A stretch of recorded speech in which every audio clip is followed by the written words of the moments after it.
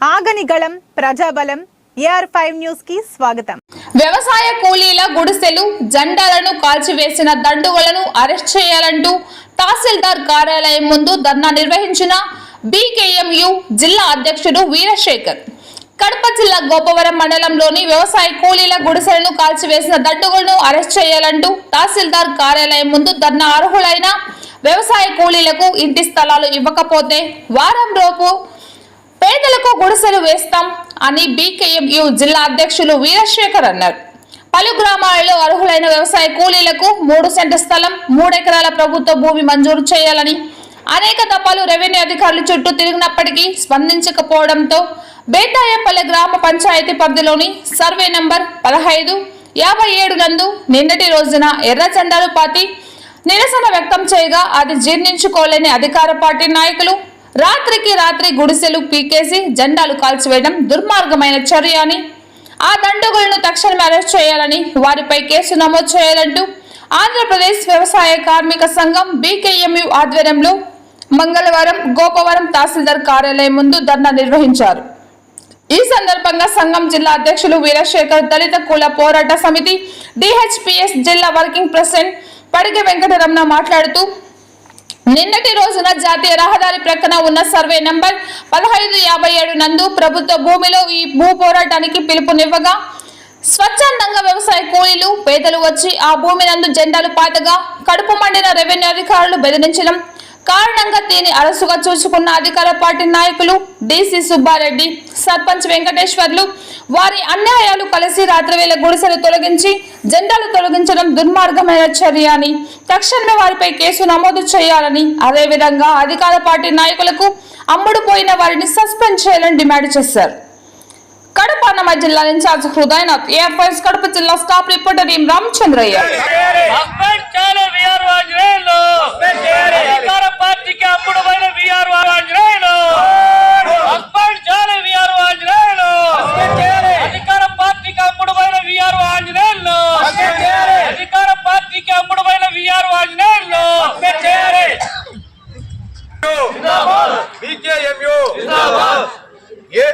ఆంధ్రప్రదేశ్ వ్యవసాయ కార్మిక సంఘం, ఆంధ్రప్రదేశ్ వ్యవసాయ కార్మిక సంఘం.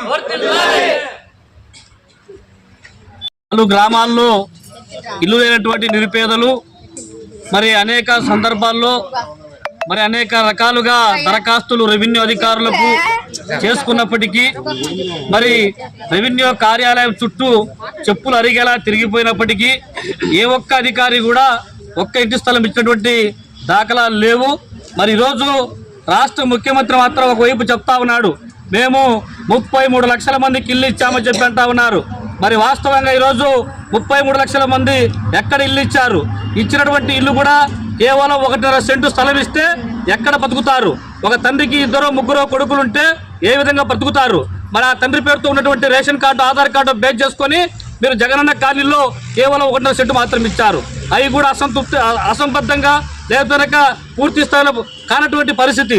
ఈరోజు అలాంటి పేదలందరూ ఈరోజు రామాపురం కావచ్చు, సండ్రపల్లె కావచ్చు, బేతాయపల్లె కావచ్చు, అనేక గ్రామాల నుంచి ఈరోజు పేదలందరూ పెద్ద ఎత్తున నిన్నటి రోజున బేతాయపల్లె గ్రామ పంచాయతీ పొలం సర్వే నంబర్ 1557 నందు ఉన్నటువంటి ప్రభుత్వ బంజరు భూమి దాదాపు 14 ఎకరాలు పైబడి ఉంటే ఆ ప్రభుత్వ భూమిలో ఎర్ర జెండా నమ్ముకొని ఆంధ్రప్రదేశ్ వ్యవసాయ కార్మిక సంఘం BKMU ఆధ్వర్యంలో నిన్నటి రోజున ఎర్ర జెండాలు పాతి అక్కడే గుడిసెలు వేసుకుని ప్రయత్నం చేస్తే అక్కడ ఉన్నటువంటి నాయకులకు కొంతమంది కడుపు మండి ఈరోజు పేదల పైన అనేక రకాలైనటువంటి పద్ధతుల్లో కక్ష సాధింపు చేపడతా ఉన్నారు.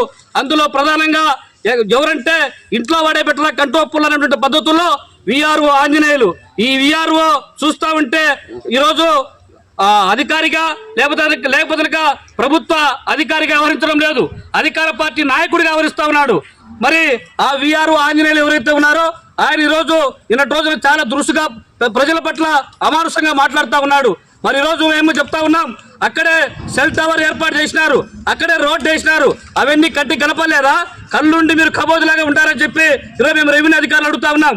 అంటే పెద్దల జోలికి మీరు పోరు. ఎందుకంటే వాళ్ళ అధికార పార్టీ వాళ్ళు కాబట్టి, వాళ్ళు డబ్బులు ఇస్తారు కాబట్టి, డబ్బులు ఇవ్వకపోతే మిమ్మల్ని కంచి బదిలీలు చేస్తారు కాబట్టి మీకు భయం ఉంది. అదే పేదవాడు మాత్రం ఏమి ఇవ్వడు కాబట్టి ఈరోజు ఆగమేఘాల మీద పోలీసు వాళ్ళు ఒకవైపు, రెవెన్యూ వాళ్ళు ఒకవైపు, ఏమో వాళ్ళ సొత్తంతో పాటుగా ఆగమేఘాల మీద వచ్చి మొత్తం కూడా అధికారులు ఇక్కడ ప్రజలందరూ భయభ్రాంతులకు గురి చేస్తా ఉన్నారు.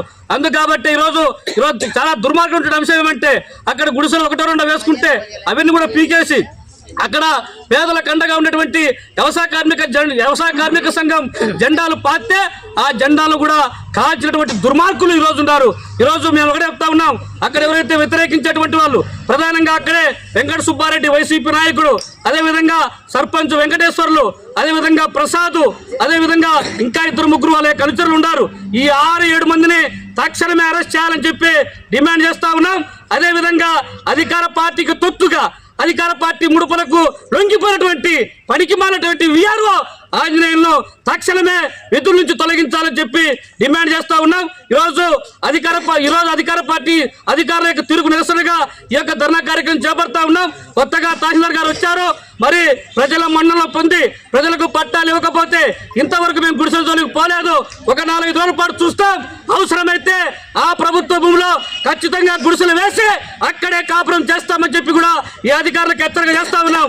కాబట్టి ఈరోజు అధికారులు ఆలోచించండి, పేదల పక్షాన్ని నిలబడండి. రేపో మాపో మారిపోయేటువంటి గవర్నమెంట్ గురించి ఆలోచించకండి. నిత్యం పేదలుగా ఉన్నటువంటి వాళ్ళు, వ్యవసాయ కూలీలుగా ఉన్నటువంటి వాళ్ళు కాబట్టి ఈరోజు కూలికి పోతే కుండగాలాలి, లేకపోతే ఎండగాలేటువంటి బ్రతుకులు జీవించేటువంటి పేదల పట్ల కరికరంతో వ్యవహరిస్తే బాగుంటుంది తప్ప అట్లా కూడదు. అధికార పార్టీ నాయకులకు ఈ భూములు మేము కట్టబెడతాం, ఎందుకంటే సెంచరీ ప్రక్కనే ఉంది కాబట్టి కోట్లాది రూపాయలకి ఈ ప్రభుత్వ భూమిని అమ్ముకోవచ్చన్నటువంటి ఒక దుర్మార్గం ఉంటే ఆలోచన చేస్తా ఉన్నారు. ఎర్ర జెండా ఉన్నంత వరకు, ఈ పేదల అండగా ఉన్నంత వరకు సాగనివ్వమని చెప్పి హెచ్చరిస్తా ఉన్నాను. పి. వీరశేఖర్, ఆంధ్రప్రదేశ్ వ్యవసాయ కార్మిక సంఘం జిల్లా.